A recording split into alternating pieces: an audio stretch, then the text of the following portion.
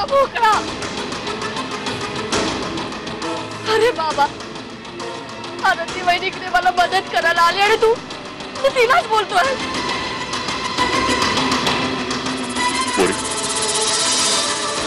मी असं बोलतो त्याला काहीतरी कारण असेल.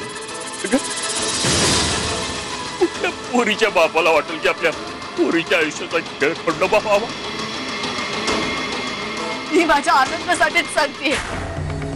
बाबा, माझं प्रेम आहे रे गजावर आणि मला त्याच्याशी लग्न करायचंय.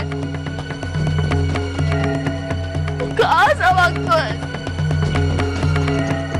तुम्ही असं वागतो कारण गजा आणि त्याच्या बापावर माझा विश्वास नाही.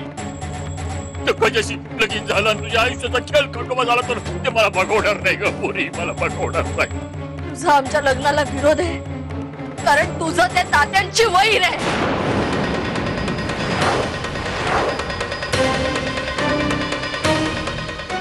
त्या आता तुला जवळचा वाटा लागला होय?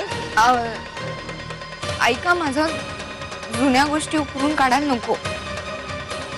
काका हे बघा, भाऊजींना सुखीशी लग्न करायचं आणि ते सुखीशीच लग्न करतील हा माझा शब्द आहे तुम्हाला. फक्त तुम्ही ती अन्न पाण्याची शपथ मागेल.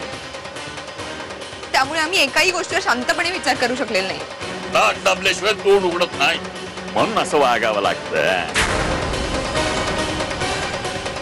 बाबा, अरे आनंदी बहिणी स्वतः सांगतात ना की ते आमचं लग्न लावून देतील. लावून देईल म्हणजे मी प्रयत्न करेन.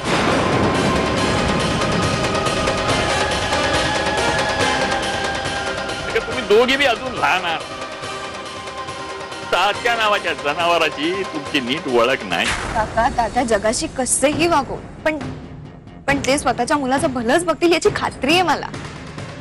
मी ओळखते माझ्या सासऱ्याला. बघ पोरी, अगं इतक्या थोड्या दिवसात तू तात्याला ओळखते असं जर तुझा दावा असेल ना तर तुला सावध राहायला पाहिजे. नाहीतर तोंड कशी पडशील. एवढीच जर तुला खात्री आहे तर तुझ्या कुकवाची शपथ सांग मला. सुपीचं आणि त्या गजाचं लग्न लावून देशील म्हणून.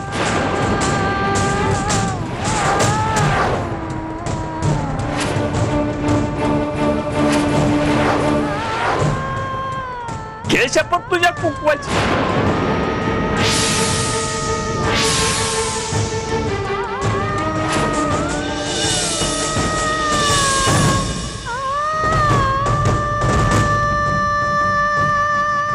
आता का गप बसली?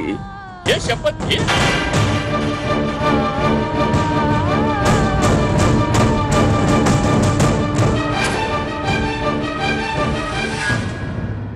पिंजरा